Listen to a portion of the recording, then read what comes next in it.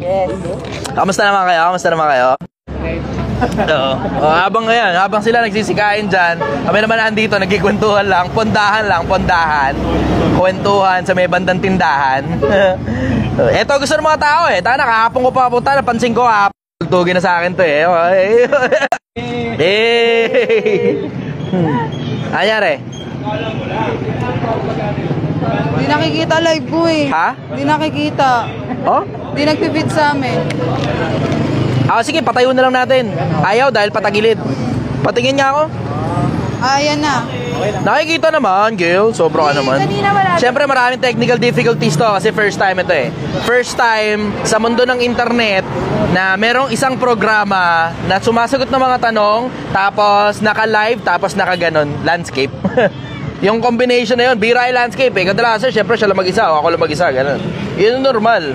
Pero itong ganito, tapos naka-landscape pa, nagno-notify si Facebook eh, ayaw daw niya. Ayaw ni Facebook. Wes, ikaw magad yan. Wes, ako pa rin na masusunod. Okay. Yeah. Nakanina yung mic? Nasa isang mic? Pakilala muna kayo. Go!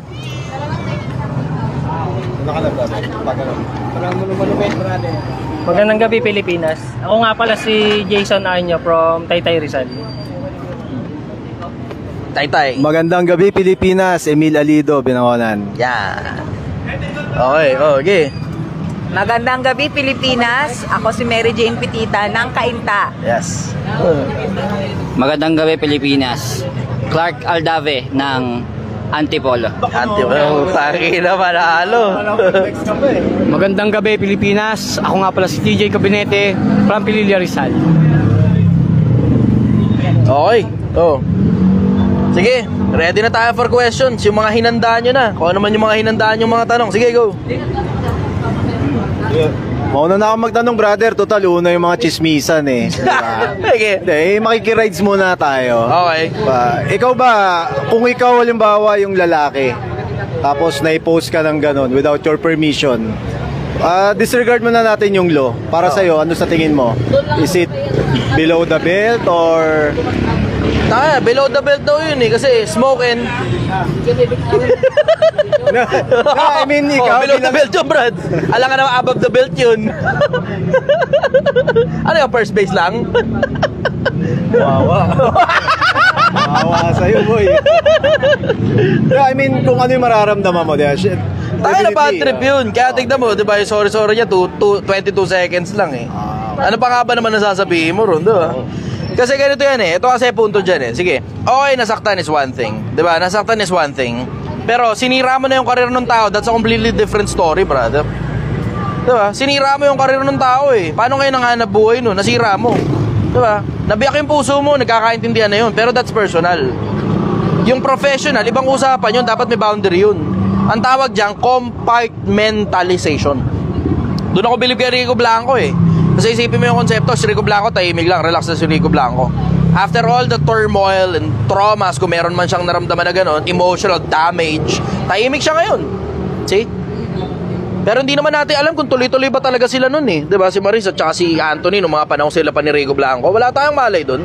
Hindi natin alam yun. Pero ang sigurado, ngayon, pagkatapos nung turmoil ni Rico Blanco, nung pagkatapos nung nangyari, si Rico Blanco, tahimik ngayon doon sa issue ng ex niya. Tahimik siya. Baka gumagawa ng bagong kanta. Baka hindi na 214, no? 420 na. 420. Tundaki na smokin. 420. Okay, sige, go. Next question. Tanong pa mga idol.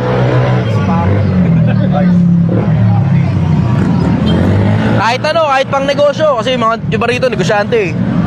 Bali yung question ko, brother, paano po natin maiiwas yung mga kabataan since uso nga yung nangyari ngayon kay Maris?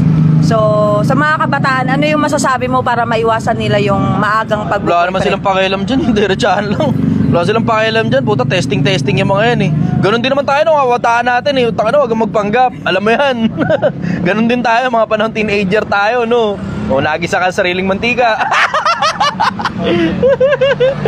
Pero, hindi it's a matter of, okay, sige, internet is there, diba? Para sa mga bata, maiiwas, bla bla. Kung makikinig, Pero nakasulat kasi, utos ng Diyos sa Biblia, 22:6 ng Kawikaan, turuan mo ang bata sa daan na dapat niyang lakaran. Pagka siya'y tumanda, hindi niya iwala na may primary obligation na turuan yung bata, magulang. Sa magulang dapat nagsisimula yun. Eh ang problema, minsan may mga pagkakataon, nasa loob ng bahay, may problema. O, tignan mo, ang Maris tuloy, ang ginagamit na tuloy na scapegoat, hindi, broken family kami. Hindi nyo alam kung ano pakaramdam nun. May problema yung pamilya natin. That makes sense. That makes sense kasi hindi pinag-uusapan eh. Tignan mo, karamihan ng mga bata na nanggagaling sa broken family, may diferensya ugali. Bakit may diferensya ugali? Siyempre, halo-halo na yan, di ba? Jumble-jumble na yan dyan, megus-megus na yan. May trauma dyan, di ba? May neglect dyan. Tapos nandyan na rin yung hindi nagturo ang mga magulang. Andyan na rin yung pera-pera na lang, binibigyan ng pera bata, tatakbo bata sa tindahan, papatapon nila sa eskwelahan, bla bla. Makikita mo yun eh, di ba? So alam mong malaking factor talaga yung pamilya, malaking factor ang upbringing. Kasi hindi na sinasabi ng mga based on science, 0 to 7 years old, yung conditioning ng mga bata. Sa mas madalas sa pagkakataon, yung 0 to 7 years old na conditioning ng mga bata, sapat yung 0 to 7, 0 to 12 years old, para tuloy-tuloy na ngayon yung buhay niya, na kung ano yung natutunan niya galing sa mga magulang niya, kung sino man yung nagpalaki sa kanya, ganun din ang magiging buhay niya. Kung ano ang puno, siya ang bunga. At ang bunga, hindi nahulog na masyadong malayo sa puno. Ang may primary concern, ang may primary obligation na yung mga bata ay magabayan, galing dapat sa mga magulang. Tapos secondary na lang siguro ang social media. Kung yung magulang matitino, dapat sila na rin yung humanap ng mga influencer na makakabuti sa mga anak nila. Sila na rin dapat yung humanap ng influencer. Kasi tiyan mo, ang mga bata, alam mo naman galing tayo dyan sa ganyan stage di ba? Yung naghahanap ka ng iiduluhin. Tapos madalas sa pagkakataon, hindi yung magulang mo ang idolo mo. Dahil hindi yung magulang mo idolo mo, hahanap ka ngayon ng iba. Maaari galing sa barkada, maaari galing sa eskwelahan, maaari galing sa social media, maaari sa mainstream media. Basta kahit saan, hahanap ka ng iiduluhin. Kung ano ginagawa ng idolo mo, ganun din yung ginagawa mo, kinokopya mo. Ganun ang nangyayari, diba? So ngayon, magulang, hindi sa lahat ng pagkakataon ikaw ang idolo ng anak mo. Importante na dapat ikaw din na magulang ang mag-introduce ng iiduluhin ng anak mo na kokopyahin niya yung tao na yun. Yung mindset ng tao na yun at marami pang iba. Ang mga ninong at ninang, ganun din dapat ang trabaho. Eh ang problema, mga ninong at ninang hinihingan lang ng pamasko at saka pa-birthday Hindi pinakikinabangan pagkausaping moral Minsan nga, pagka sa pamimili ng ninong at ninang, pinipili na lang mayaman, hindi na importante moral So yun ang sagot ko ron, tungkol sa mga bata, para magagabayan. Trabaho ng mga magulang yun, dapat magulang ang naglalatag niyan. Social media, andyan din. Pero dapat magulang yun namimili ng mga influencer na dapat pinakikinggan ng mga anak nila. Yun ang sagot ko ron. Next question. Sabi rito sa live mo, pang-ikot ng camera, hirap na kami Nakatabing yung mga ulo nyo. Eto ngayon ang bago sa social media. Tangina, pagkataba talaga ng utak ng Chester no? Sino makakaisip na itabingi yung camera para tumabingi yung mga ulo nila? Mag-effort naman kayo, putang ina. Mag-effort naman kayo.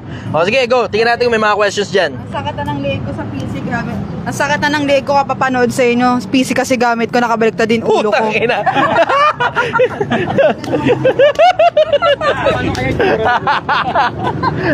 Mag-effort kayo ngayon, bala kayo dyan, tabingin nyo yung monitor. Okay, go. Next question. Meron pa ba rito? Questions, go. Dinadigest nyo pa yung tungkol kay Maris? Yung tanong, ang seryosohan talaga. Okay, kuha ka muna ng tanong dyan, Gil. Wala nga nagtatanong, nagsasabi lang, iikot yung camera Bahala kayo, ganyan na itsura ng setup ng live ko kapag kapondahan. Brother, go. Kaya mo yan, labas mo. Bakit po, hinahayaan ng Diyos yung pagdurusa dito? Manghuhula lang ako. Hindi naman ako representative. Ito pala, may sarili pala akong mic. Hindi naman ako, hindi naman ako representative ng Diyos Hindi ko alam. Ang sasagot ko lang sa'yo, hindi ko alam. Pero manghuhula lang ako kasi may mga nababasa ako. Merong test of faith, meron namang yung pagdurusa, self-inflicted. Hindi lang natin kinoconsider, pero tayo rin mismo minsan ang cause ng sarili natin kalokohan di ba? Nag-yosi-yosi ka, nag-vape-vape ka, nag-cobra-cobra ka, o tapos magka-cancer ka ngayon, sisisi mo sa Diyos. Bakit hinahayaan ng Diyos ang pagdurusa? Takina, sinaksak mo sa sarili mo yan, Chester. Diba? Ganun lang yun sinaksak mo sa sarili mo yan. Ngayon nung magkasakit ka, hindi mo pwede isisi sa Diyos yan kasi ginawa ka ng Diyos na maayos, sinaksakan mo sarili mo ng mga bagay na alam mong wala sa lugar. Ganun kasimple yung konsepto. Pwede mo sabihin na, bakit yung mga iba may mga kalamidad, Normal naman nangyayari mga kalamidad eh. Hahayaan lang ng Diyos na mangyari yung mangyayari. Pagdating sa dulo, tsaka niya uhukuman lahat. Bakit yung mga bata nagdurusa? Ba't yung ibang mga bata hindi naman nagdurusa? Di ba? Mas mahal kasi, ito punto eh. Mas mahal kasi yung maayos na buhay. Mas mura yung butata. Whether it be through finances, mahal ang presyo ng maayos na buhay sa pera. Mahal ang presyo ng maayos na buhay sa effort. Mahal ang presyo ng buhay sa taba ng utak. Yung presyo ng maayos na buhay, mahal yan. So para maayos mo yung buhay ng anak mo, siguraduhin mong inaayos mo yung sarili mong buhay. Huwag mo na isisi sa Diyos. Kasi at the end of the day, ang Diyos naman nanonood lang eh.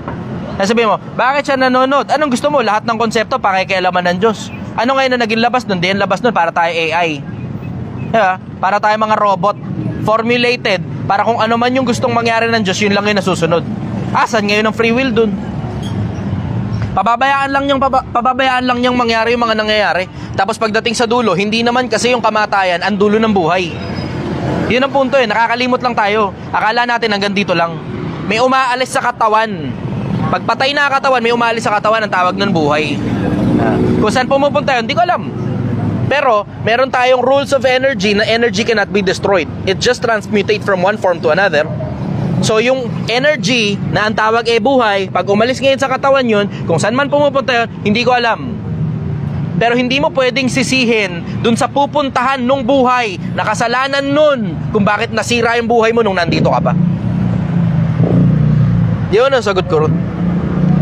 Ayos, no? Pang-inuman to eh. Saan mo yan, ha? Gusto mo yan, ha? Gusto mo yan, ha? Ilan ang viewers natin? Di makita. Okay, sige. Tabingirin eh. Sabi nga dito, Nes Fernandez Ibanez, sana po pagkatapos ng live mo okay palig ko, ha ha ha. Bumili na po kayo ng salon pass kasi mga 1 oras nang ganyan nakaganyan niya. Okay, sige. Go, next question. Brother, go. Ito pala isipan to sa lahat eh. Nung namatay si Judas, saan siya napunta? Hindi ko alam. 12 G's ng hope.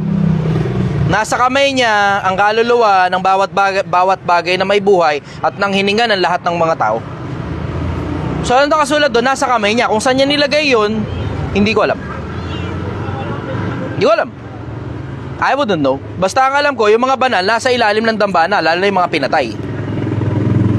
Pero si Judas, hindi mo naman siguro makonsider na banal yun kung ikaw mismo ang hahatol. Pero hindi naman natin alam eh. Hindi natin alam. Hindi natin sigurado. Hindi ko alam. Yun ang sasagot ko ron. Hindi ko alam. Follow-up question doon. Nang si Judas ay madapa, bakit 7 balbas lang yung nalagas? Sige, go. Ano, meron po bang talatang nababasa sa Biblia tungkol sa pagpapakamatay? Meron, wag kang Bawal po ba papatay. ng Diyos yun? Yun lang doon sa konsepto lang na wag kang papatay. Andun na yun eh. Ang pinatay mo, sarili mo pa. Dun, yung pumatay ka ng kapwa-tao, baka may pag-asa ka pa eh. Baka. Siyempre, manghuhula tayo, baka. Kasi susumahin naman ng Diyos yan yung kabuuan ng buhay mo eh. Diba? Susumahin ng Diyos yan sa kabuuan ng buhay mo. Baka pumatay ka ng tao, baka may pag-asa ka. Pero yung pinatay mo yung sarili mo, tas wala ka ng chance makapagbago. Pumatay ka na nga ng tao, yung sarili mo pa pinatay mo. Mas mahihirapan ka ron. Kasi kahit sumahin yung buhay mo, isipin mo yung konsepto na nakapatay ka ng kapwa ibang tao, may chance ka pang linisin pa yon, iwa-whitewashing mo. Dami-dami may mabuting gawa, baka sakali na matakpan yung mali. Baka sakali, 'di ba? Versus yung ikaw mismo, pumatay ka ng tao, sarili mo pa yung pinatay mo, tapos wala ka ng pagkakataon makapagbago kasi ikaw na mismo nag-end nung chance na makapagbago ka pa. Nakapaloob na yun dun doon sa wag kang papatay. Kaya nga tingin mo, sinabi wag kang papatay. Hindi ka sinabing wag kang papatay ng ibang tao. Walang nakasulat na ganun. Ang sulat lang, wag kang papatay ng tao. Yun. See? Minsan wala ka lang kamalay-malay, 10 utos, effective eh. Tsaka si Moses, si David, diba? Mga nakapatay. Ay, yung sabi ni brother kanina na kung nakapatay ka pa ng tao, Good evening! possible may chances ka pa talaga. Which is Good definitely, evening, meron brother. naman talaga. Ganda ng bigote. Kasi nga si David and si Moses, both pareho naman nakapatay yung dalawa. Pero nakita mo naman yung ginawa ni Lord sa kanila, di ba? Mas naging instrument pa sila. Even si Paul, di ba? Pumapatay talaga siya ng mga Oo, early may Christians. ganung account nga sa Oo, Biblia diba? si Pablo. So, Nagpapapasok sa kulungan ng mga lalaki at magbabae, nagpapagapos, tapos hanggang sa pagpatay. Meron nga naman, Yung nakasulat isa nga. yatang apostles yung pinagbabato, alam ko, ano, Si ano yun? Si... Stephen? Hindi. Si ano? Si... Pangalan na? 5. Nakalimutan ko kung anong pangalan. Three. Yun yung lumalaban ng debate. Yun yung lumalaban ng debate. Si Esteban. Si Esteban. O si Stephen. Esteban. Pinagbabato yun hanggang mamatay. Yun. Sige, next question. Tawol? Ano? Tanong ba ito ni Joel Moncada Estrella? Yes, may accent. Tanong pa. Okay, okay. Yan, sabi niya, brother, anong kahibahan ng logical thinking sa practicality? Yung logical thinking at practicality, it goes hand in hand. Pero kung gusto mo talagang matutunan yung actual na definition yan, Google mo. Tapos lagyan mo ng versus sa gitna. It goes hand in hand. Alam, totoo yung practical nga, logical yun eh. Merong short term, merong long term. Nagkakatalo na lang kung alin ang mas practical dun sa dalawa. Pero logical, it goes hand in hand sa practical. That's another term for practicality. Gusto mo, para malaman mo yung actual na definition, paghambingin mo na, i-google mo na yung actual na definition ng dalawa. Kasi diretso, sa akin, sa isip ko, magkaiba sila ng salita, pero halos. There's a fine line, there's a thin line. Maliit lang yung thin line, pero halos parehas sila. Yun ang sagot ko ron. Next question. Tanong ko, Sino may sagot dun? Baka meron kayo. Logical. Oh, sige. Sa akin, pinapag-google ko na lang yan eh. Hindi kasi ako masyadong interesado dun sa mga terminologies ng mga... Yun ang ginagawa ng maraming mga tao eh. Ginagawa nila, pipili ng dalawang konseptong parehas maganda. Tapos, pagbabanggain yung dalawa, tas alin dun yung mas maganda. Ganun yung konsepto ng ibang mga tao eh. Sa akin kasi pinagsasabay ko na lang eh. Alam mo, sa akin, life is a matter of end. Hindi masyadong or. Oo, there are circumstances where you are put in a crossroad, pero very minimal yun. Sa mas madalas na pagkakataon ng ginagawa ko na lang, pinagsasabay ko. Gahanap ng tanong sa internet to. Pinag-ano mo, no? Pinag-ahambing niya yung dalawang salita. No. Google. Okay, go. Baka may sagot kayo ron. Go. Any idea, guys? Sa question. Okay, go. Jump tayo sa business, brother. Okay. Kailan sa tingin mo dapat, kung may existing na negosyo, kailan sa tingin mo dapat una like huminto or like mag-reset? Paano ba? Or Sa umpisa pa lang, dapat alam mo kung kailan ka lalabas. Bago ka pa pumasok, dapat alam mo na kung kailan yung paglabas mo. Assuming, let's say, sa umpisa maganda yung start. Hindi, So, bago ka pa pumasok, dapat na pag-aralan mo na. Eto na mo, ikaw ba, Chester, dito sa Project 1M na sinigang mo?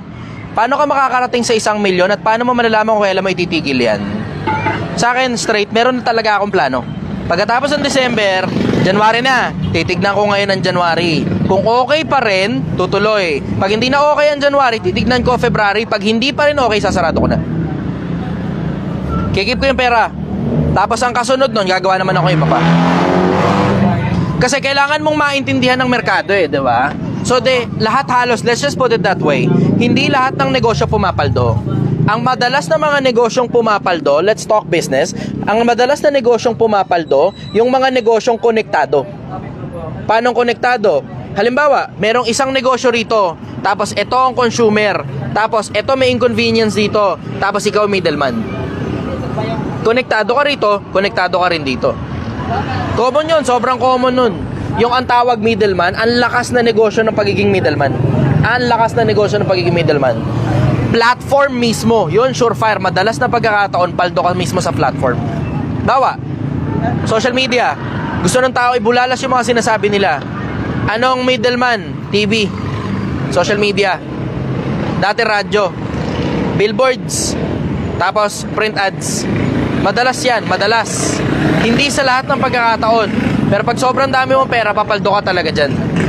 Ganun yun eh. Lalo na pag kaya mo magpaluwal, mahaba PC mo. Common yan.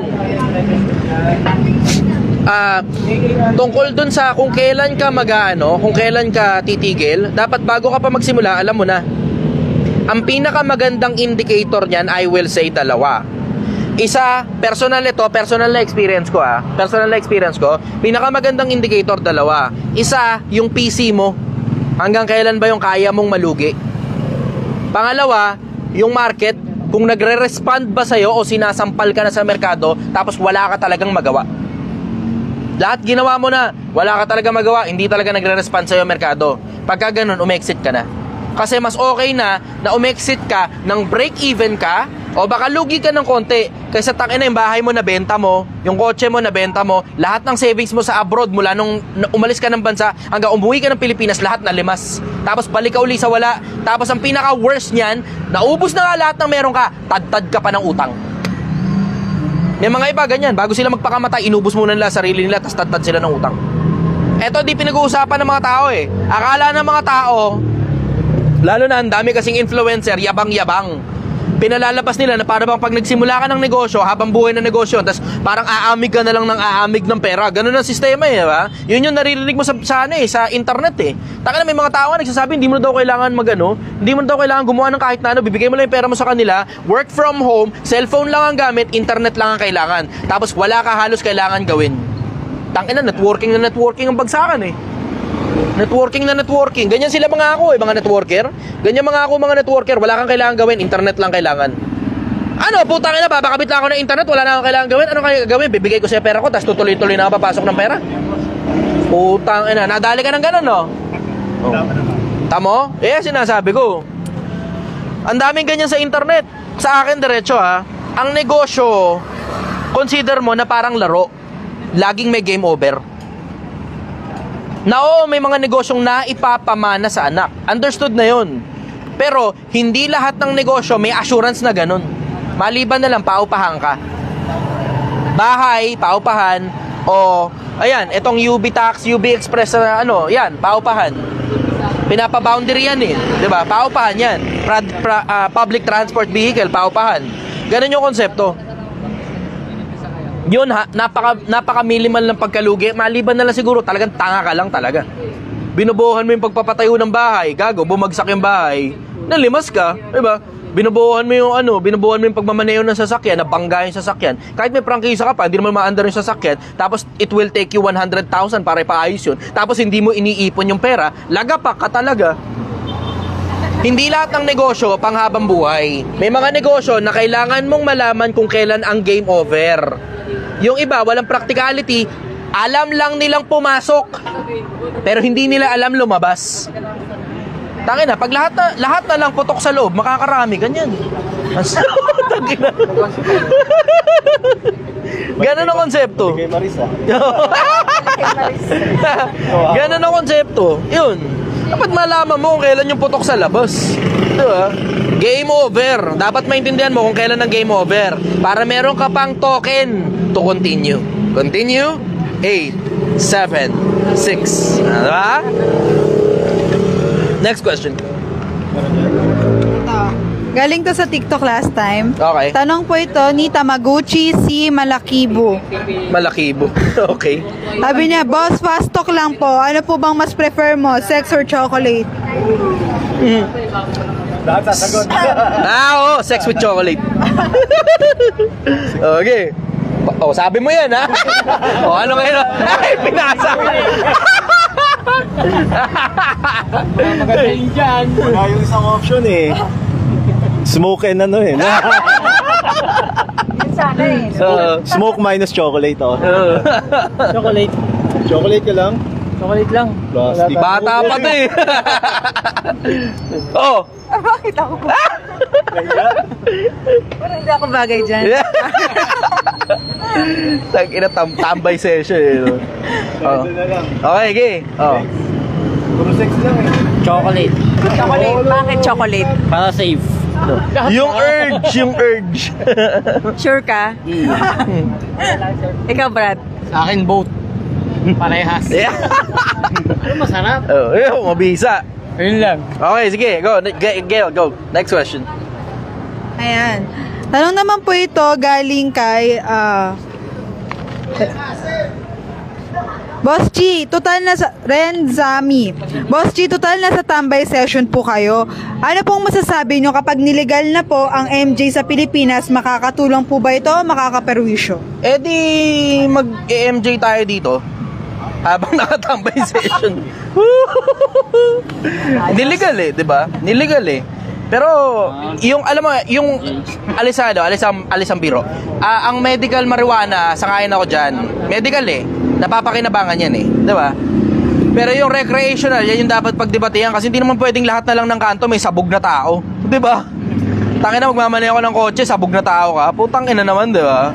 Common sense na lang 'yun. 'Yun ang sagot ko ron. Reflexes mo kasi mabagal, mahina kapag nakasmokes ka. Yun yung balita ko galing sa mga tropa eh. Sige, next question. Galing kayo.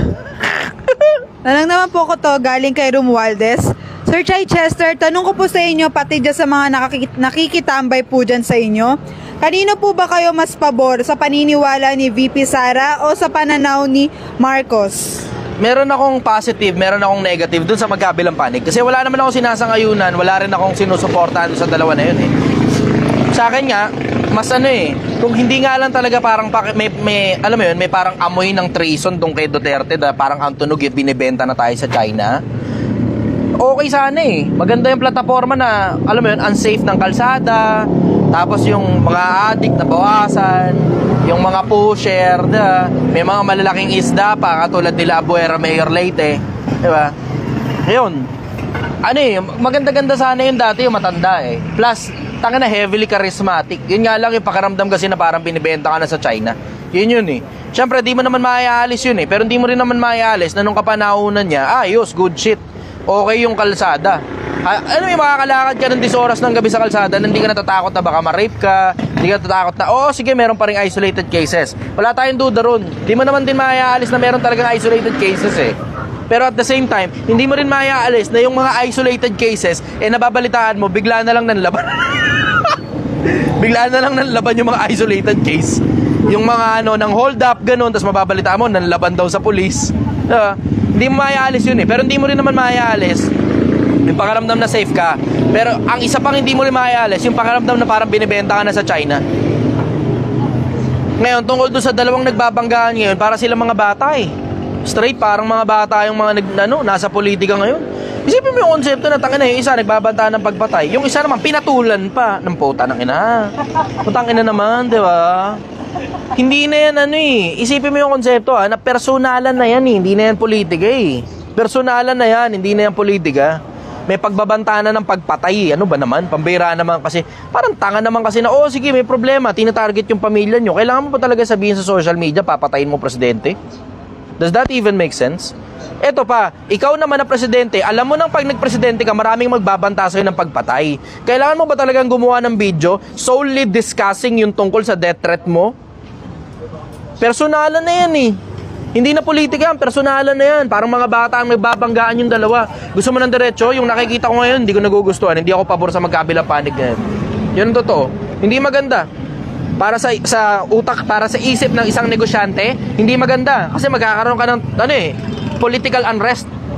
Diba? And it can go to turmoil. And it can go really bad, really quick. Bukas makalawa niyan, nasabihin, may insurgency. Kailangan natin mag-declare, declare martial law. Diba? Meron possibility nun. Hindi natin alam kung ano nangyari. Pero ito rin naman ang sigurado ko. Merong history. Yung presidente ngayon na yung tatay niya nag-declare ng martial law. Tapos, naayos ang Pilipinas. Hindi mo rin naman maitatanggi yun. Na may mga nabiktima. Wala tayong pag-uusap doon. Andun yun. That is on the table. Pero, hindi mo rin naman maialis na for 20 years, ang daming nagawa ng presidente kasi nga, hindi nga napapalitan. Yan na isa sa mga magagandang bagay tungkol sa presidenteng hindi napapalitan eh. Ang hindi nga lang maganda, yung mga pangit na pangyayari, hindi rin natatanggal. Kasi nga, hindi nga napapalitan yung presidente. Pero nakikita mong uusad. Bakit? Kasi ang nangyayari dun sa 6 na taon lang ito napansin ko, narinig ko rin sa iba pang mga politikong personal kong kakilala. Ang problema nandun dun sa konsepto na 6 na taon yung presidente. 3 taon dun lalaan sa pagsisilbi. 3 taon ilalaan sa pumumulitika para dun sa kung sino man ang papalit sa kanya. So technically, they only get 3 years. Ganun na nangyayari. Pero syempre, wala namang naglalabas niyan sa social media. Wala rin naman naglalabas niyan sa mainstream media. Ako nakakabalita lang. Nakakabalita lang ako. Yun ang sagot ko ron. Sige, next question. Ayan, sabi po ni Joel, ay, Ano ba palagay nyo ron? Sila nga tanongin natin. po nila niya. Oh, yan. Opinion nyo. Go. Kayo naman ang tinatanong ngayon. Sa akin, halos pareho naman eh. Kasi end of the day, tayong mga mamamayan, tayong Pilipino, na, well, technically, nung election, malakas naman talaga yung tandem nila. And based sa performance, pareho namang maganda yung background ng dalawa. So, ayun na nga, then, biglang ganito yung nangyari. So, talagang Yung performance ba nila nag-i-smoke? ano lang, Paco Maris. snooze lang. Yeah. Okay. Oo, mamaya pa Yeah. sa madamay. Joke lang. Hindi, ayun. Ay. Lip balm. Ano ba? Ano ba yan? Mamaya. Lip balm. Lip balm. Ayun, tapos... Siyempre, pinakita niya pa para hindi masabing lip balm. Okay lang naman yung brother kung nilagyan mo lang ng sticker yan eh. Dito rin. Hindi, ayun, yun nga. So, ending nun, tayo rin yung mahihirapan. Yeah. Plus the factor na may iba pang bigger na possibilities na like yung Ukraine and Russia. Yung mga recent progress ng war nila, di ba? Like, gumagamit na ng missiles. Hindi, yung dalawang presidente lang, yung ano, dalawang Ayun na nga, politiko. I mean, yung dito pa lang sa Pilipinas, gano'n na. How much more yung international turmoils pa na mangyayari. Kung halos magkasabay-sabay pa yun, di ba? What if pumutok yung gera doon, then ganito pa yung estado ng politika dito sa atin. Oh, tapos ganyan pa yung showbiz dito. Yun pa. So, talagang... Tapos ganyan pa yung social Wala media. na, touch myself na lang talaga. Ayoko na ng politika. Ano ba palagay nyo ron? Touch yourself. Ayaw. Sige, go. Sige na, go. Hindi mo napansin yun, ano? Sige, go. Ako, yung masasabi ko lang siguro pagdating sa politics, no, ng Pilipinas, para sa akin lang, no, siguro as mamayang Pilipino, gagalingan po natin siguro sa pagboboto. Yun lang naman eh. Kasi pagka mali yung napili mo, as in, mali na talaga yun. Thank you, brother. Heineken. Salamat. Inayos. Ayun, tatalinuhan lang natin sa pagboboto. Para sa akin. Yun talaga yung may magagawa ka. Talinoan mo lang talaga sa pagboto. Go, Gail. Next question. Ayan, sabi ni Joel Moncada Estrella, brother, pakilala mo naman yung mga bisita mo dyan, mukhang marami-rami. Pakilala daw uli. Sige, pakilala uli. Ulit. Magandang gabi, Pilipinas. Ako nga pala si Jason Anyo from Taytay Rizal. Jay Manalo. Jay Manalo daw. Jason Anyo. Kala ko, Jay Manaan. Pilipinas, magandang gabi. Boss Lime na lang or Lime na lang. Binangonan, Rizal. Okay. Magandang gabi, Pilipinas. Yun na. Nakalimutan niya kung sino siya. Nakalimutan ko na yung pangalan ko. Sobrang sarap ng sinigang. Nakalimutan yung pangalan. Sobrang sarap ng sinigang kasi magandang gabi, Pilipinas. Ako nga pala si Jane ng Kainta. Yan. Magandang gabi, Pilipinas. Ako nga pala si Clark ng Antipolo. Antipala. Magandang gabi, Pilipinas. Ako si TJ Gabinete ng Pililla Rizal. Yan. Kala ko ng Australia. Okay. O yan. Pakilala daw. Sila yung mga pumunta rito sa Tambay Nights. Hindi na ako nagtawag ng mga tropang medyo sikat-sikat. Gusto ko yung mga ordinaryong taong bayan lang. Kahit sino, pwedeng makatambay dito. Ito, dito nga sa likod ng camera. Daming tao eh. Ayan. Harap nga kayo rito. Dali, punta kayo dito sa camera. Kaway lang kayo, kaway lang. Dali, kaway lang sa camera. Dali, mga nasa likod, kaway lang sa camera. Dali. Stoy! Mamaya ka na mag-discuss dyan! Direk! Oh, yeah, mga nandito. Kaway lang muna. Hey, tambay. Yes! Hey! Okay. Ayos. Sige, next question. Ayan. Sabi niya, gusto ko makita lahat kaso nakatagilid ulo ko. Okay, go. Next Ayan, question. Rowelencio Katagatan. Sir Chai Chester, tanong ko lang po, naniniwala po ba kayo sa reincarnation? Mahirap paniwalaan yung reincarnation eh. Kasi, angels kasi yung gamit ko eh. Ha? Mas masarap yung ebap ng angels kaysa sa reincarnation. Hindi sir, iba yan.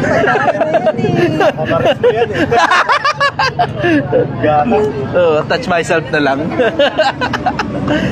Mahirap paniwalaan yung konsepto ng reincarnation eh. Kasi parang sometime around 100, 200, 300, 400 years ago, wala pang 1,000 taon nakakaraan. Wala pa tayo sa 4 na bilyon tao eh. Wala pa tayo sa kalahati. Tapos hundreds of years lang ang lumipas. Taka na, dagdagan ng another na times 2 yung bilang. Saan mo ngayon kukunin yung mga espiritu ng mga yun? Tapos bakit pag nare-reincarnate dito at dito lang din, hindi sa ibang planeta? Hindi tayo nag-iisip na napakalawak ng galaxy. Diba? Hindi tayo nag-iisip napakalawak ng galaxy. Tapos, kung nabigyan ka na ng pagkakataon, bakit bibigyan ka pa uli? Nabigyan ka na ng 6 na po eh. Diba? Nabigyan ka na ng 30, nabigyan ka ng 80, nabigyan ka ng 100, nabigyan ka ng 20. Ba't bibigyan ka uli? Tapos pag masama ka, paulit-ulit? Talaga ba? Pag masama ka, paulit-ulit? Pag mabuti ka, paulit-ulit hanggang sa paakyat ng paakyat? Pababa ng pababa kapag ka, ano parang spaghetti yan, gano'n? Pababa ng pababa? Hindi ko maintindihan yung konsepto niyan eh. Ang gulo-gulo sa isip ko ng konsepto ng reincarnation. Ang gulo-gulo sa isip ko ng konsepto ng reincarnation. Ang gulo-gulo, bakit dito lang sa planeta na to, bakit hindi sa ibang planeta? Bakit hindi naman yung nasa ibang planeta ang napupunta naman dito? Diba? Ba't hindi nagkakaganon? Ang gulo eh. Tapos saan galing yung ibang mga espiritu? Dati 4 na bilyon lang tayo. Dati 3 bilyon, 2 bilyon, 1 bilyon. Saan galing? Bakit halos 10 bilyon na tayo ngayon? 8 bilyon na. Saan galing yung iba? Parami tayo ng parami. Hindi nag-iisip yung iba eh, di ba? Paano nangyayari yun? Kailangan makita mo yung reality. Ano ba nangyayari sa reality? Ang reality, dumadami ng dumadami tao. Bakit pagdating, sabi nila, higher form of being daw ang mga tao? Bakit pagdating sa mga tao, sumasama? Eh di ba dapat yung mga lower life form mas mabuti bago ka makatungtong ng pagiging tao? Minsan pa ng bakterya ka, mabuting bakterya ka, umakit ka ng kapiraso, nag-iuud ka, umakit ka pang kapiraso, nag-iipis ka sa bahay, sunod na kapiraso, daga ka na, sunod na kapiraso, rabbit ka, sunod na kapiraso, pusa ka, sunod na kapiraso, aso ka, sunod na kapiraso, unggoy ka, ngayon, tao ka na. Ba't pagdating sa tao, sumasama?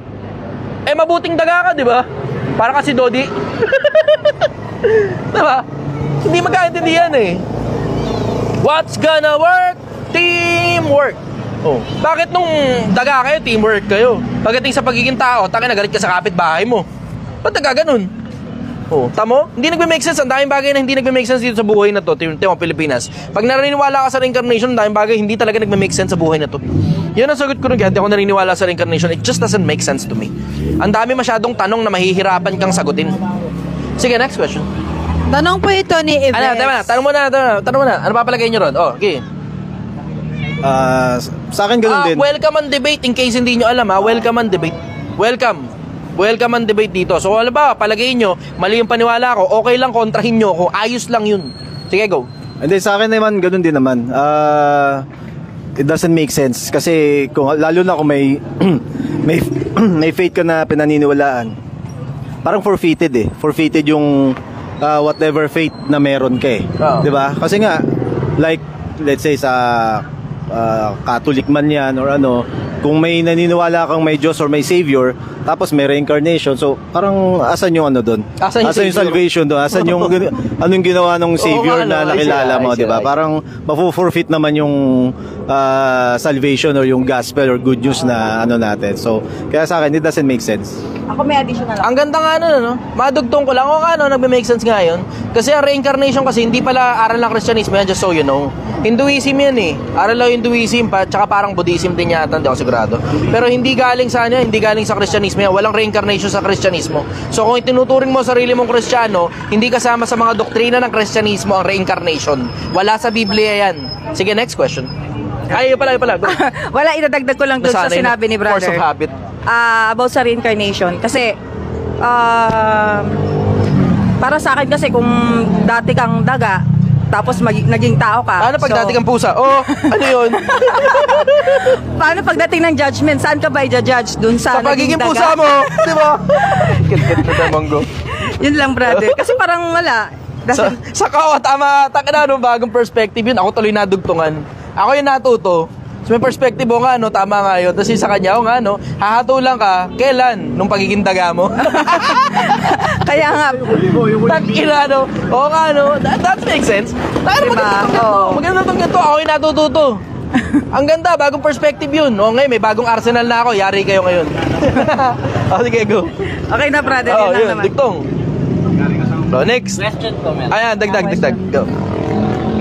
Ano po? Yung pag mamamatay po ba yung tao, is diretso po bang mapupunta sa afterlife? Or kasi may alam ko may sinasabi po sa Biblia na ano, mamamahinga muna ata yung mga tao ng mahabang panahon bago magkaroon ng pagkabuhay na mag-uli. Let's scan the conversation na merong yung konsepto ng afterlife, ang ibig sabihin nun, general perspective, life after death. Yun ang general perspective nun eh. Life after death. Yung afterlife. So, ibig sabihin, pagkamatay, may buhay pa.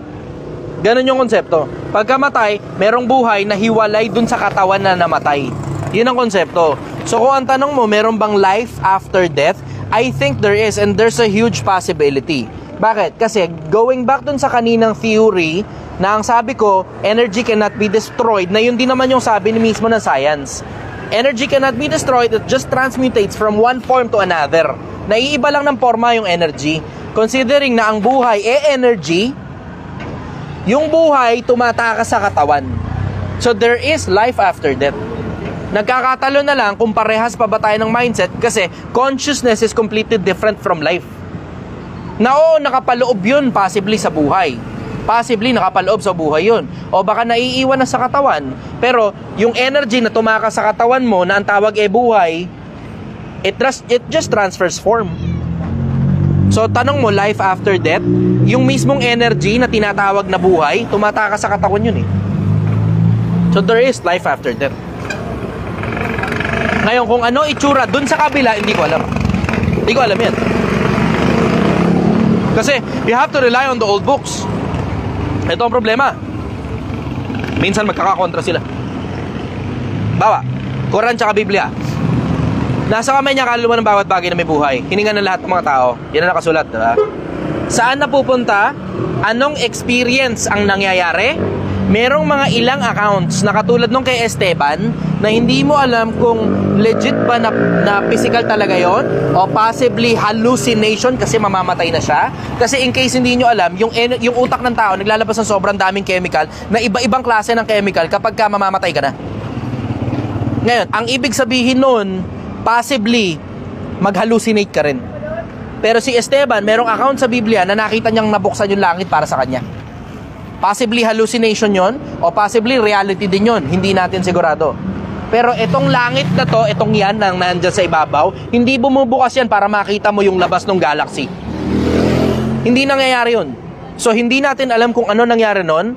Posible, we can only look at the possibilities. Ang mga posibilidad madami. Isa yung nag-hallucinate si Esteban. Isa yon. Pero ipinasulat sa Biblia yun diba? Nakasulat yun. Nakita niya nabuksan langit, bla bla etc. May konting detalye pa. May nakita pa siya dun. Hindi lang bumukas yung langit.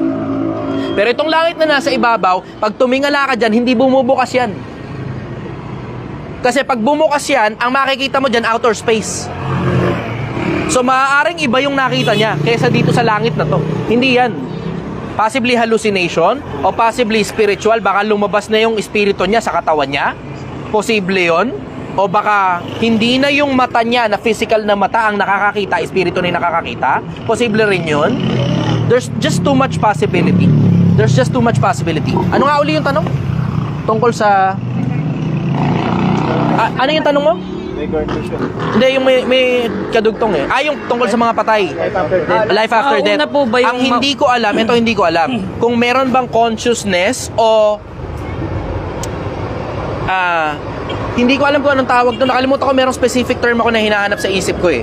Pero yung parang hibernation, na tulog ka, tapos yung consciousness mo hindi active. Espiritu ka, nakalagay ka sa kung saan man, tapos yung consciousness mo hindi active. Parang naka-dormant state. Hindi ko alam.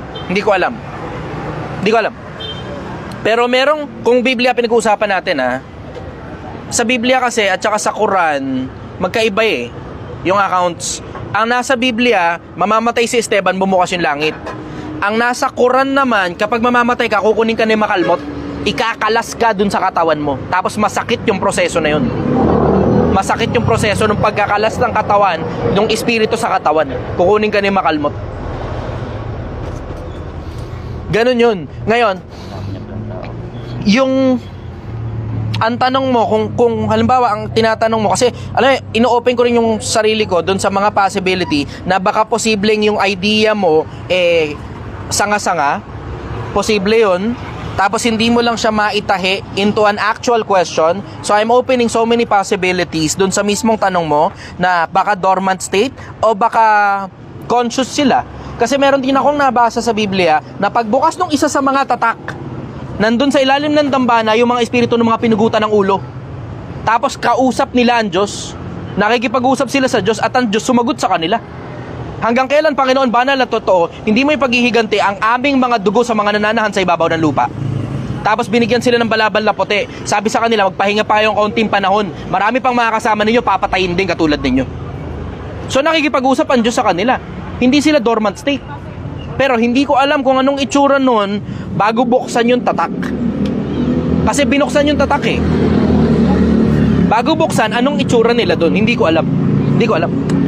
So ang sagot ko dun, kulang yung mga nabasa ko. Maaaring ako yung kulang sa pagkabasa o maaaring kulang lang talaga yung detalye. Kasi ang nakasulat din kasi sa Biblia, yung mga bagay na inihanda, hindi nakita ng mata, hindi narinig ng tenga, hindi pumasok sa puso ni numan, mga inihanda ng Diyos sa mga nagsisiibig sa Kanya. So it is going to be an outstanding surprise. There's only one way to find out. Gusto mo ba? Ready. Ay, nako. Tapos kukwento mo sa amin. Sige, yun ang sagot ko ron. Takin ito, masarap sa tambay na isang daming tao sa paligid. May kasama pang bata kaway nga muna kayo sa live. Dali, kaway muna kayo sa live. Kaway muna sa live. Yee! Kaway muna kayo rin sa live. Yung iba nakatutok yung cellphone dito May video sila sa dito Sige, go. Next question. Asan yung mic? Yan. Okay. Okay. Tanong po ito ni Mark Joel Arias. Baguhin natin yung question, brother. Biblically or personally based, is it okay to do premarital sex po? Do you agree po ba o hindi? Personal? Biblically and personally based. Sa biblical, merong posibilidad na hindi pinapayagan yun kasi pag-iisang laman yun diba? Sa biblical. Pero personal, panalo yun Diretsahan lang. Hindi naman ako ipokrito diba? Pwede mo sabihin, bla bla, bakit ganyan? Biblia, bla bla. Hindi ko naman sinabing banal na tao ako diba? Ako, nagbabasa lang ng Biblia. Ngayon, yung mabasa ko sa Biblia, share ko sa'yo. Pero it doesn't necessarily follow na lahat yun nasusunod ko ng diretso. Bakit? Ako rin naman makasalanan, maaamin naman ako diba? Ganun lang naman kasimple yun Yung mga nagsasabing wala silang kasalanan, tangin na mga ipokrito yung mga tao na yan. Mas malala yung mga nangangaral ng mga bagay na hindi naman totoo tungkol sa Diyos. Ano, Bugoy? Diba? Ganun yung konsepto. Basta ako, makasalanan ako, sinasabi ko na sa inyo yun. Masamang tao ako, nagbabagong buhay lang ako. Pero wag niyong i-expect sa akin na diretso na kagad. Nagbabagong buhay, kaya mabuting tao na yan. Hindi ganun. Yung nagbabagong buhay, proseso yan. At mukhang matagal-tagal pa. Ganun yung konsepto. Ngayon, tungkol dun sa tinatanong mo premarital, obviously, yung nasa Biblia, malamang hindi pumapayag. Malamang. Pero, personal, ayoko magpaka-hipokrito masarap yun Ganun na lang. Kasi tignan mo, si Maria at saka si Jose, hindi sila nag-premarital sex kahit magkasama na sila. Although wala naman akong nabasang account na kinasal sila. Wala akong nabasang ganong account na kinasal sila. Wala. Nagsama sila. Pero yung sa Diyos kasi, sa Biblia, pagbabasahin mo yun, yung pinagkasunduan ng mga tao, ina-acknowledge ng Diyos yun. Lalo na pag mga tao ng Diyos yung nagsisipag-usap. Yung binding sa lupa, binding sa langit din yun. Ganon yung konsepto. So hindi siya automatic na kailangan mo pa ng seremonya. Na okay na idagdag mo yung seremonya. Pero yung pinagkasunduan ninyong dalawa, kinoconsider ng Diyos yun. Ganon yung konsepto sa Biblia. Sa lahat ng mga nabasa ko, ganon ang konsepto sa Biblia. Yung mga pinagkakasunduan ng mga tao ng Diyos, kinoconsider ng Diyos yun na binding. Sige, next question. Baka po may mga question. Baka may mas magandang sagot kesa sa akin. Ayan o. Okay. Sasagot kami. Sasagot ka. Andali, tatanong. Sandali. Sagot muna. Okay. Baka may mas maganda kayong sagot. Agree ka ba? O disagree ka ba? Virgin pa ako eh. Virgin pa ako, boss eh. Parang hipokrito agad. Yan ang gusto ko sa'yo. Habang nagsusumigaw yung ulo mo. Hindi, paano ba? Well, dalawa kasi, hindi naman yan iutos din sa Bible kung walang benefit sa tao eh. So, lalo na sa panahon ngayon, kung let's say, parang... Stress ka na? Oh, hindi, kumbaga, let's say, parang no-normalize natin na okay, sige, goods na yung premarital sex. Eh, yun nga lang, hindi naman normalize eh. Kaliwat kanan na yung nagiging... Kaliwaan. Diba? Kaliwat kanan na yung nagiging bata pa lang, nagkakaanak na. Oo. So, ang ending nun, yung mga batang nagbuntis, ang ending nun, yung mga anak nila yung kawawa eh. So, ano mangyayari? Mas lalong mahirap yung buhay. Oo, totoo. Ang ending, mas maraming mga bata yung palaboy sa kalsada. So, yun. So, I guess, syempre, kailangan talagang balanse. Tama ka ron. Gusto ko lang idagdag dun sa konsepto ng balanse. Yun ding konsepto ng moderation. Yung konsepto ng moderation. Anything too much is bad. Ang dahilan kasi napalagay ko na nakikita ko na kung bakit ipinupush ng iba na magpakasal muna kasi yung konsepto ng pagiging organized. Kasi mas maayos ang buhay pag mas organized ang buhay mo. Ang posibilidad kasi baka makabuntis ka labas ng marital status. Tapos ano ngayon ang mangyayari? Dalawa. Dahil wala ngayong bond, yung dalawa, wala kayong napagkasunduan na kayo na talaga habang buhay, walang papel, ang mangyayari, merong posibilidad na hindi ka ngayon natatakot at tumira ng iba tas makabuntis ng iba pa. At ganun din naman sa mga babae, hindi ka rin natatakot na magpabuntis sa iba. Na baka natatakot ka, pero dahil nga wala ngang kasunduan, walang papel, tapos walang dimandahan, ngayon ang mangyayari, maglalabas ka na lang talaga ng mga screenshot. Ay, sorry. Hindi pala kasali yun. Sorry. May tanong ba siya, no? Baka may sagot pa kayo? Wala? Okay, sige, go. Sister, go. Ito yung mic. Aba mo kasi muna yung bata para makapagtanong ng payapa. Okay. Anong pinagkaibahan? Dito, usag ka dito. Para makita ka sa mic. Ay, sa mic. Makita ka sa camera. Anong pinagkaibahan ng bautismo sa binyag? Bautismo at saka binyag. Yung bautismo, yun din yung binyag. Magkaiba lang ng termino. Yung bautismo, yun din yung binyag. Yung binyag, parang mababaw na salita. Yung bautismo, yun yung malalim na salita. Yun din yun, parehas lang yun. Yung konsepto, paglulubog sa tubig. Pero wala ka mababasang binyag o bautismo sa bata. Walang ganun. Ang nakasulat sa Biblia, yung mga matatanda.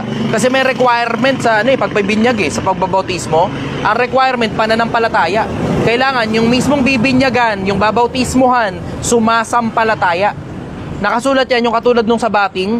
Ano nakakapigil sa akin para ako'y mabautismuhan? Ang sabi ni yung sumama sa kanya, nakalimutan ko si Pedro ba yun o kung sino yung sumama sa kanya. Maliban na kung ikaw'y sumasampalataya, mangyayari yung gusto mo. So requirement sa bibinyagan, sa babautismo, sumasampalataya. Kaya tignan mo, si Kristo nung bininyagan, si Kristo halimbawa ng Kristyanismo diba? Si Kristo rin yung halimbawa ng pagbibinyag, na siya mismo nagpabinyag, nagpabautismo. Pero nung binautismohan siya, 30 anyos, matanda na si Kristo nun, nung pinabinyagan siya. Yun yung isa sa mga bagay na hindi ko nga maintindihan eh. Bakit nagbibinyag ng bata eh? Wala naman pananampalataya bata eh. Hindi ko talaga maintindihan yun. Siguro brother, nalilito sila doon sa ano. May follow-up question ka? Follow-up question. Okay na? Okay. Kasi sa simbahan, Yun nga raw sabi nila. Hindi, siguro dahil doon Rumor has it. dahil doon sa isang account sa Bible na dinala si Jesus nung bata pa sa temple. Hindi mo naman mababasang bininyagan siya dun eh. Ay, yun na nga, parang siguro yun yung naging pattern na since baby pa lang, dinala na siya sa Madaling temple. mag-assume. To claim is one thing, to Declaration. prove is another thing. Diba? Sabi nga na isa sa mga magagaling na abogadong kakilala ko, to claim is one thing, to prove is another thing. Dinala dun ng bata, pero mababasa mo bang bininyagan? Dinala. Eh kahit sino pwede naman dalhin sa simbahan, kahit anong edad pa eh. Pero yung pagbabautismo, wala kang mababasang binautismo ang bata sa Biblia. Walang ganun. Lahat ng mga binautismoan sa Biblia, puro matatanda na. paano naman tatanggapin ng bata yung bautismo? Hindi naman nakakasagot yan. Totoo, hindi nga nakakasagot. Hindi nakakapagbulalas ng pananampalataya ang mga bata eh, diba?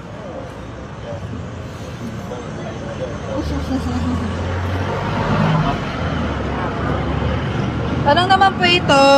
Nag-aantay ako ng iba pang sasagot. Baka may mas maganda pa kayo sagot eh. Nag-aantay ako galing sa mga Katoliko kasi Katoliko lang naman mahilig magbinyag ng bata eh. Pero bukod sa Katoliko, wala naman yatang ibang religion na nagbibinyag ng bata. Kasi yung Katolik, paniniwala kasi nila, namin pala Katolik din ako, Okay. na kapag yung bata, bininyagan na bagong labas pa lang siya sa sinapupunan, ganon, is may iwas siya sa mga sakit at sa mga masasamang elemento sa mundo. So, isang paraan yun ng pagprotekta sa bagong silang. Hindi pala pwedeng ipagdasal lang sa Diyos, ano? Hindi biblical. Hindi rin biblical. Kailangan siyang basbasan ng pare. Hindi ko nga alam eh. Kasi ang alam ko kasi pagpapasok sa loob ng religion yung pagbibinyag. Hindi yan basbas. Pagpapasok yan sa loob ng religion. Nagiging superstitious yung ganun. Oh, nagiging superstitious. Baga, yun. parang pamahiin na lang. Ganun lumalabas yun. Parang katulad lang din nung paglalagay ng kung pamahiin lang din at pamahiin, mas mura naman siguro maglagay ng kulay pulang parang ilunan, ganun. 'Di ba nakikita niyo yung parang kulay pula na sinasabit sa bata? Mas mura 'yun kaysa magpabinyag ka 20,000 pa kailangan. Sinulit pag sinulit. Oh, sinulit. O lipstick sa noo, ganun. Gawin mong bomba yung anak mo. Huri buti oh. Ganun. Tsaka yun yung paniniwala kapag once na binyagan yung bata, yung baby, is malayo siya sa anong sakit. Hindi siya basta-basta dadapuan Hindi rin ng sakit. totoo yun eh. Hindi rin totoo yun eh. Kasi tignan mo, napakaraming bata Yan yung ang paniniwala ng namamatay mga Katolik. sa iba't ibang kaparaanan at sa iba't ibang kadahilanan. Hindi na rin importante kung nabinyagan o hindi. Pero ito sigurado ko, maidagdag ko lang, Katolisismo, ito sigurado ko. Ang dahilan kung bakit nagpapabinyag kasi nung mga unang panahon, natatakot ang mga tao na pag namatay yung anak nila, pupunta daw sa limbo. Yang limbo, doon daw inilalagay yung mga bata na hindi pa nabibinyagan pag namatay sila. Tapos, lumitaw ngayon ng Pope Benedict XVI. Paglitaw ng Pope Benedict XVI, tinanggal ngayon yung konsepto ng limbo. So, ibig sabihin, for thousands, hundreds of years, nagpapabinyag ang mga Katoliko kasi natatakot baka yung anak nila mapunta sa limbo pag namatay yung bata. Tapos, hindi pala totoo yun, sabi ng Papa sa Roma. Bang! Sa akin, I look at it on business perspective and I may be wrong, maaaring mali ako, and I'm looking on it on a business perspective na kapag ka bata ang ipinasok mo ron sa religion, captured market na yan. Kaya tignan mo ang Jollibee target bata. Bakit? Kasi magiging generational na yung pagtangkilik nila dun sa produkto ng Jollibee. Ganon din yung reliyon, magiging generational yung pagtangkilik nila ron sa religion na yon kasi hindi mo na binibigyan ng pagkakataon ang bata na makapili ng magiging relihiyon niya. Ipinapasok mo na mismo yung bata dun mismo sa relihiyon na yon. Ganon yung konsepto. So hindi mo na siya bibigyan ng critical thinking para makapag-isip pa na anak, saan mo ba gustong sumampalataya? Aring relihiyon ba dyan sa mga yan ang gusto mong sampalatayanan? Hindi na. Alisin na ngayon yung ganong possibility. Pabinyagan na bata. Para pasok na kagad sa Katolisismo. I may be wrong, pero it looks like marketing to me. It looks like marketing to me. It looks like sales to me. Siyempre, mali ako. Sasabihin na naman ng mga Katoliko, mali, inaatake daw sila. Hindi kayo inaatake, nag-iisip lang kami. Kasi ako personal, wala akong mabasa sa Biblia kasi na nakasulat, bibinyag ang bata eh. Wala nun eh. Kailangan sumampalataya ka muna bago ka papasok doon sa religion nila Kristo.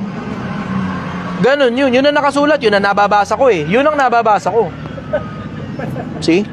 Hindi kayo inaatake. May nagtanong kasi. Ako sumasagot lang sa tanong. Yan, maliwanag ha? Maliwanag. Hindi ako umaatake. May nagtanong, sumasagot lang ako sa tanong. O sige, next question. Tangin, ang bilis ng 1 hour, no? Nag-enjoy ba kayo? Ang bilis ng 1 hour, no? Bakit di kayo dito umupo? Dito na, front view. Natatalsikan ng laway. Masarap daw yung natatalsikan ng laway. Panalo. Okay. Sige. Tanong po ito ni Sus Zertopia. Chi, naniniwala ka ba sa mga paranormal like ghost, demons, and evil spirits? Merong mga bagay na hindi nakikita. Pero hindi yan katulad ng mga parang ano mo yung parang merong mga iba kasing mga hindi nakikita na parang nuno sa punso, bawal mahihiyan eh. Lalaki daw utin mo. Lalaki utin mo. Totoo yun? Hindi, sabi ko nga, saan ba yan? Hinihiyan ko eh. Hindi.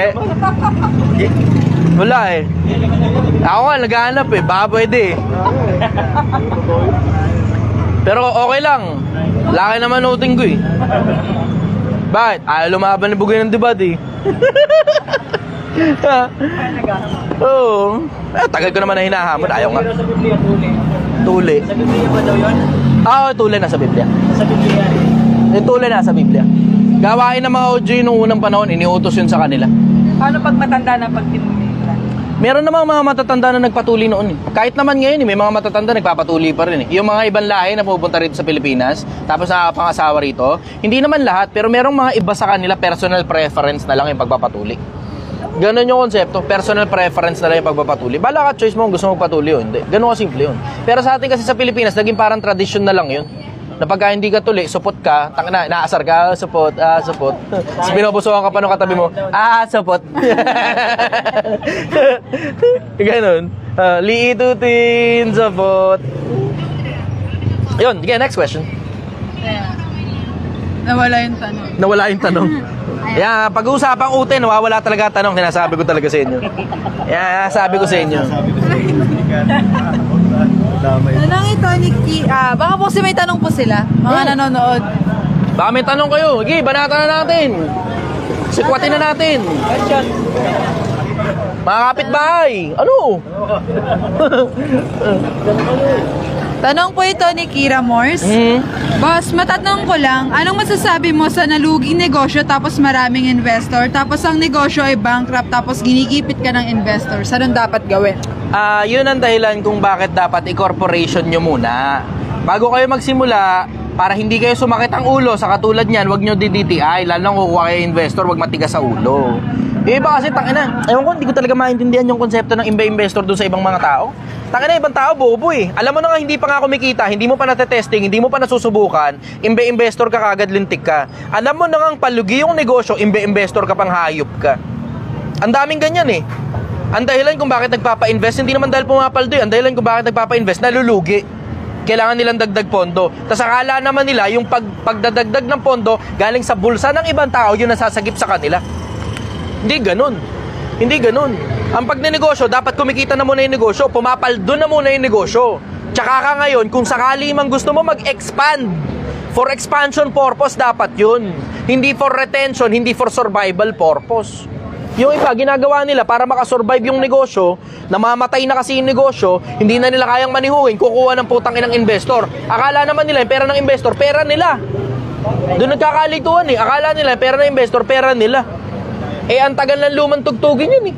Ang tagal ng lumang tugtugin, ang dami nang nadali sa ganyan. Para hindi sumakit ang ulo nyo, lalo na doon sa nag-iisip na magpa-invest, una muna, siguraduhin mo muna, yung negosyo mo kumikita ba?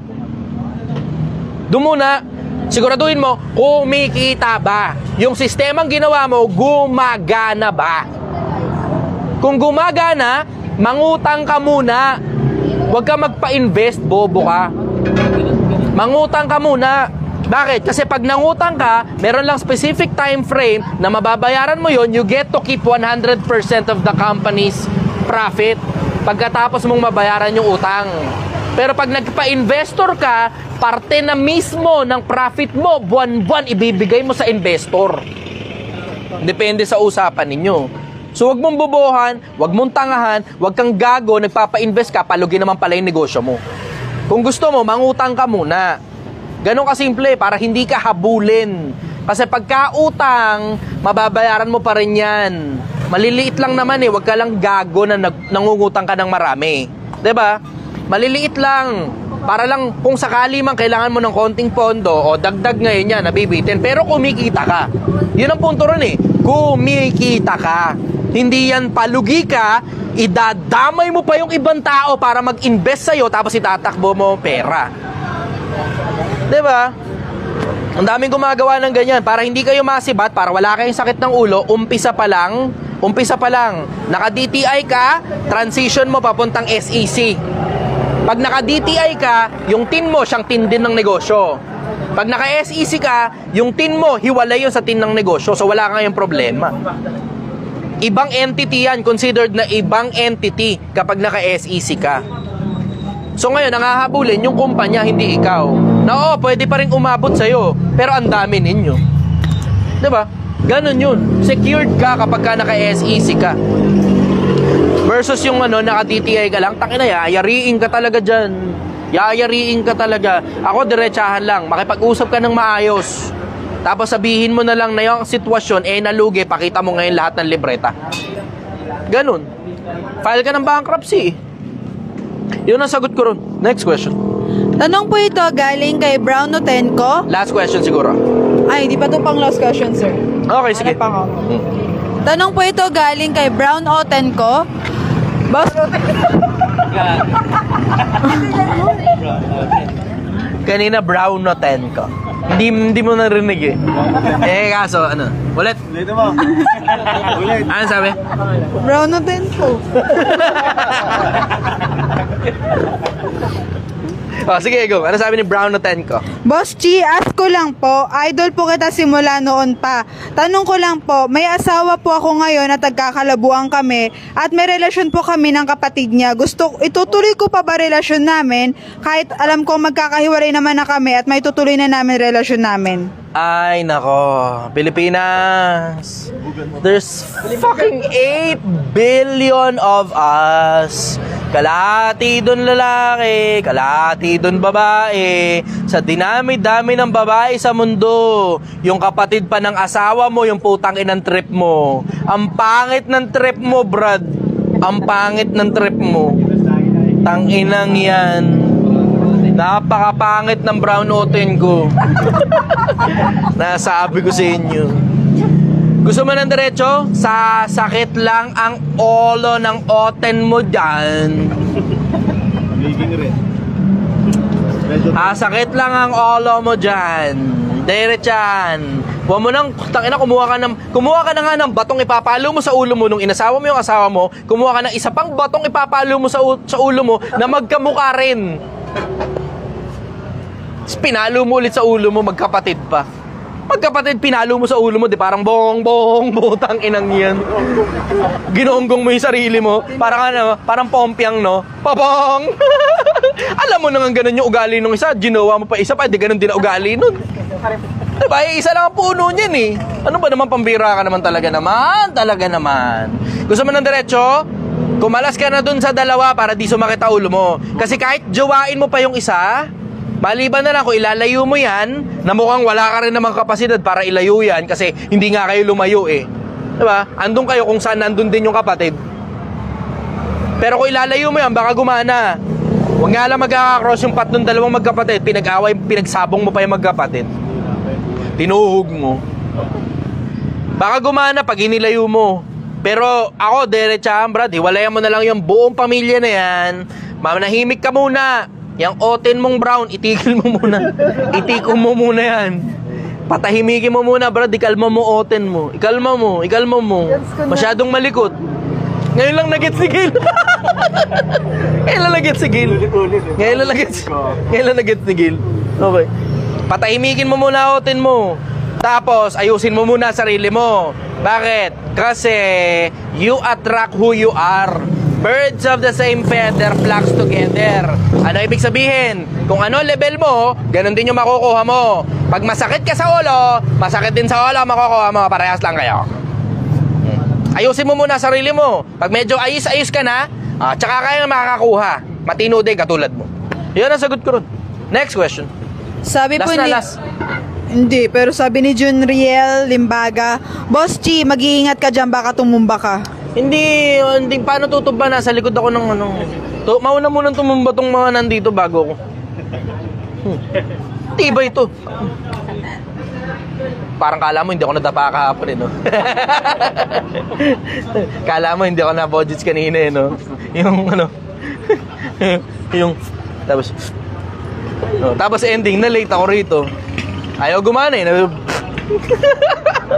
Oh. Sige, go. Next question. Ayan. Ay, baka tumumba daw. Nandito po kami sa mahabang parang Barangay Hall, Angono, Rizal. Ulitin ko. Mahabang parang, say it with me. Mahabang parang Barangay Hall, Angono, Rizal. Nandito po kami mula Lunes hanggang Linggo, mula alas 6 hanggang alas 3 ng madaling araw. Sige, go. Baka tumumba. Sige. May ambulansya rito eh. Mayala, dami ng tao rito. Tatayo ako nitong mga to.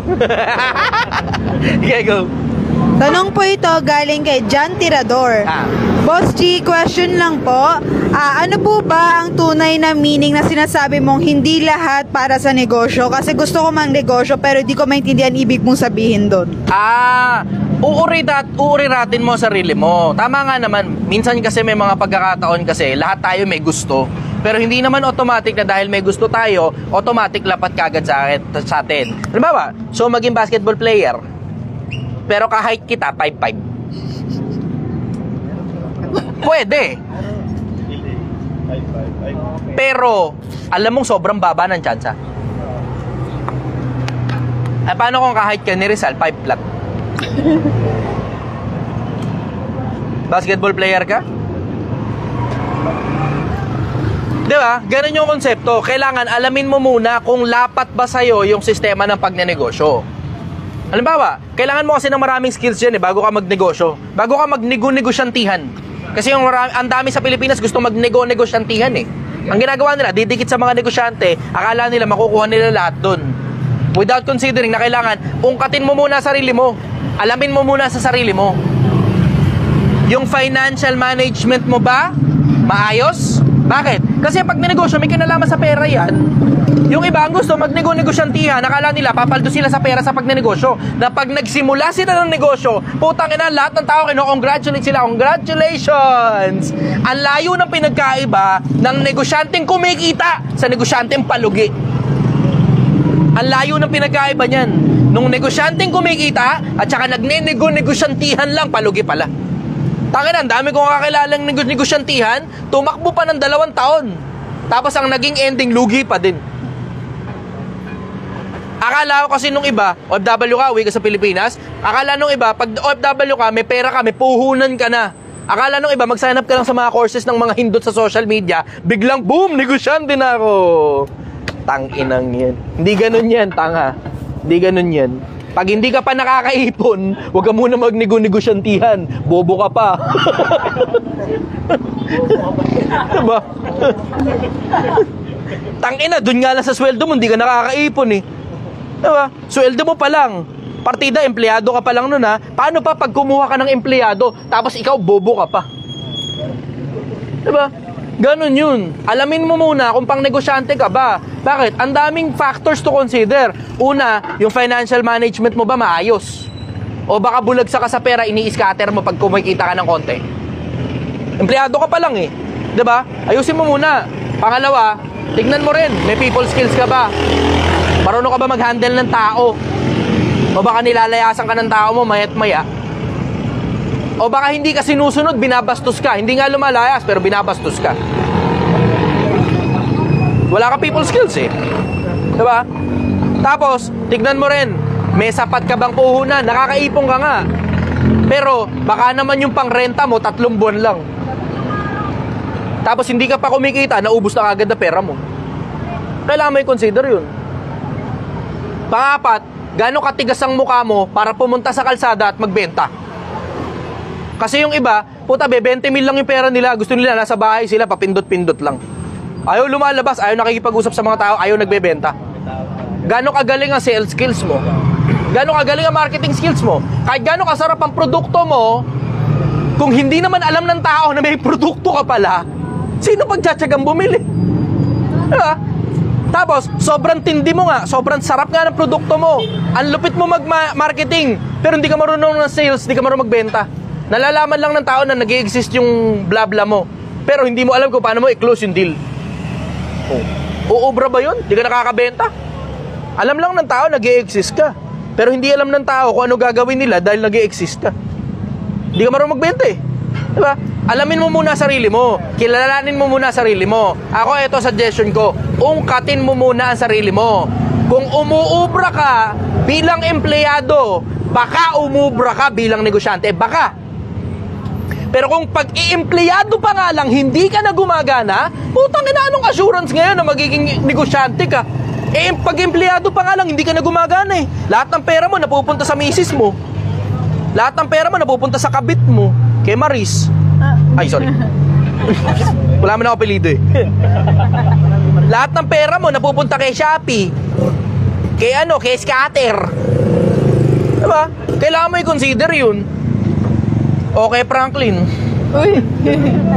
Diba? Pilipinas, huwag kang tanga. Hindi dahil nag-sign up ka sa mga courses, automatic ka, agad kikita ka. Simple konsepto. Alamin mo muna ang sarili mo kung pang negosyo ka ba, o pang empleyado ka, o pang freelancing ka. Ang daming factors to consider. Hindi automatic na dahil lang may pera at may puhunan ka, pang negosyo ka na kagad. Ang gawin mo ito, para malaman mo kung pang negosyo ka, ito gagana. Hindi mo alam kung ano-ano yung mga skills na kailangan sa negosyo. Empleyado ka o freelancer ka. Halimbawa, katulad ni brother, angkas. Gusto mo mag-transition ngayon, papunta sa pagnenegosyo.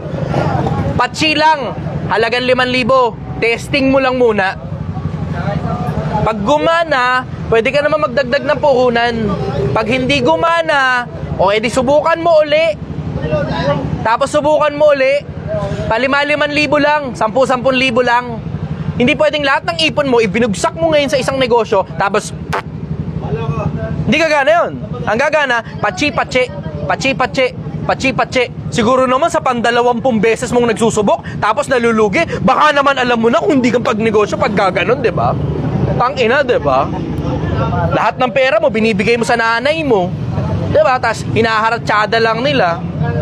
Oh, ganun. Yun. Para indicator, hindi mo alam kung ano-ano mga indicator kung pang negosyo ka ba. Subukan mo, pero barya-barya lang. Gaya nga ng sabi sa jeep, barya-barya lang sa umaga. Yun, nasagot ko rin.